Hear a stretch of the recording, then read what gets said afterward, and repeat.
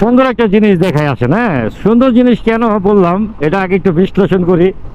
আকাশে কালো মেঘ আর রোদ, মানে মেঘ আর রোদের খেলা যেটা বলে, সেটা কিন্তু আজকে আপনি আকাশ দেখলে কিন্তু বুঝতে পারবেন যে আকাশে কিন্তু লুকোচুরি খেলা হচ্ছে। মেঘ আর রোদের যে লুকোচুরি খেলা, কিছুক্ষণ পরে মেঘ, তারপর আবার কিছুক্ষণ পরে রোদ উঠে যাচ্ছে। এই লুকোচুরি খেলাটা কিন্তু আমার কাছে সেই লাগতেছে।